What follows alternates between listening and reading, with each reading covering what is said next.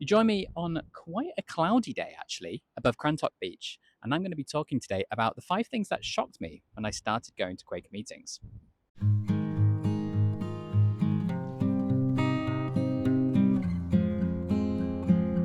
This is actually the third time I've actually tried to film this video in multiple locations, actually, and it all seems to have gone wrong. So let's see how this one goes. So I think the first thing that really shocked me when I started going to Quaker meetings was the diversity of belief. I don't really know what I expected. I'm not sure if I expected a room of atheists or a room of Christian Quakers, but the blend I wasn't expecting, and the extent of the blend. Like the more meetings that I've been to, and the more I've got to know different Quakers, I think the main difference between Quakerism and most other denominations is that what people actually believe and how they understand their spiritual journey is vastly different.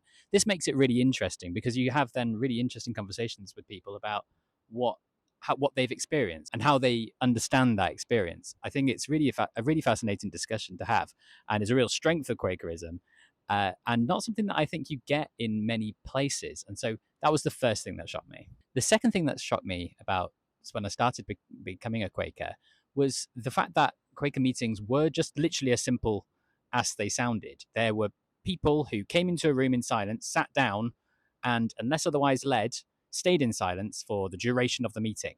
There's no preamble. There's no, this is what we're going to do, this is why we do it. There's no, you literally just walk into a room and sit in silence. You may meet people outside, of course. You may, but I think especially when you go for the first time, don't be confused if people are already getting started. That there's no bells or anything. That you might just have to just go in and sit down. That's not like them being rude or anything. It's that what Quakers believe is that when the meeting starts when two Quakers enter a room. So if that's already happened, then the meeting's already theoretically started. So therefore, they're not going to say hello and welcome you like that because they already started that silent meeting. So I think that just shocked me, and I kind of just expected.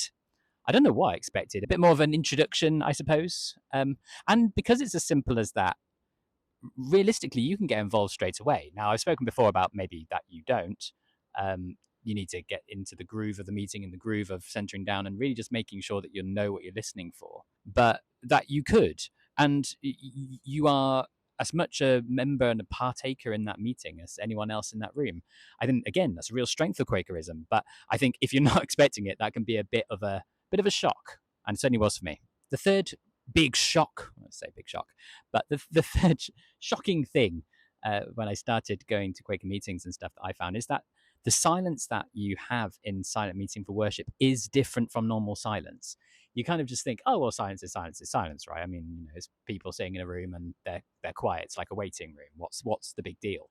But it's not. It can't be explained. I mean, Quakers have come up with words to describe why it's different. They use things like a gathered meeting or a centered meeting, but you quite often there might have been no ministry vocally given, but you come out of that and friends are like, that was a really intense silence. Like that was even more than just your regular um, uh, Quaker meeting silence. So I think that was something you feel different in a Quaker in the silence of a Quaker meeting, and of course you do because we are gathered together. We are all there with a spiritual purpose, and we're all there expectantly waiting. We're expecting something to happen. We're expecting something to break through, and we're all kind of there upholding each other doing that. And so because of that, it is very different to maybe a meditation or people just sitting quietly generally. When I started doing my Quaker research as well, and that was even before I started coming to meeting as well, I realized just how much of a role that Quakers have played in British history and history just generally. The fact that a Quaker founded a state in America, for example, is just wild to me. That there was a Quaker until very recently on British currency with Elizabeth Fry. That so many companies have these links to Quakerism, like big banks, Barclays, Lloyd's. All of these. I just think we're always just there. We're in there where you don't expect to see us, and I think that's just really cool.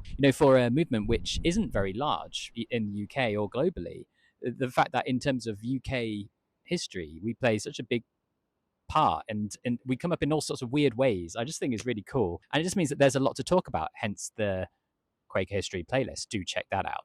Lastly then, my fifth thing that shocked me about being a Quaker, or becoming a Quaker and being amongst Quakers for the first time, was just to see how intensely Quakers care about things. I haven't experienced anything like it. Now, I've never been particularly political in my life, or haven't taken part in protests and things really before, but the intensity that Quakers care about certain topics, be that political, be that spiritual, there's so many ways that I think Quakers really care, and it's hard to explain apart from just to say that they really care about things.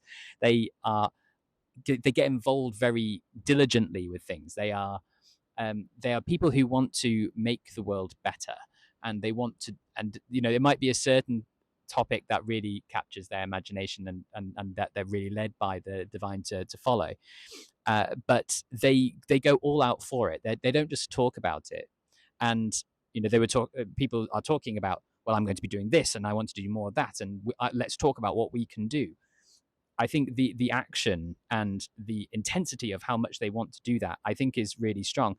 Some people might turn around and say, well, what can Quakers do when they're such a small body? What difference can they make? You haven't seen how much Quakers care about some things, if you think that, because they will do an awful lot. They will get involved. They will organize things. They will be out on the streets and taking part in all sorts in order to try and improve what they think is either an injustice or things that could be better in the world. And so, yes, you could argue that, but I think the Quaker intensity, because that's obviously going to be not only enhanced by their personal convictions, but also by their conversations with the divine as well. And so I think a lot can happen from that. And I don't think I was necessarily expecting that. I knew that Quakers got involved in stuff, and I knew that that was often led from the Quaker testimonies. But seeing it in action, I think, was different to how I expected it to look. I expected it to be maybe a bit more something that you talked about in business meeting, and talked about from like an administrative thing that you did in order to make sure that your meeting is keep upholding the testimonies. But these come from individuals, and they're very, very passionate about it, and I think it's great. So those are 5 things that shocked me when I started to go to Quaker Meeting. Were there any things that shocked you? Let me know in the comments, and I'll see you for the next video. Who knows where I'll be then? We'll see. See you later. So for those people who want a bit of Cornish geography as to precisely where I am, so just over the hill there, that's West Pentyre, which is lovely and filled with poppies right now, which is lovely. Just beyond that, if you carried on, you'd get all the way to St Agnes and Perranporth. On the other side, I suppose that's East Pentyre. This is where you start to get to Newquay, just over East Pentyre there. You've got Fishel Beach, which is probably one of Cornwall's better known beaches, and you can follow that to where we were when I did my Where I Love Quakerism eventually. But right now I'm pretty much just outside Newquay. Thank you very much for watching the video. If you liked it, please do click on the thumbs up and the subscribe button to get more videos about Quakerism in the UK today. It really does help, and thanks once again.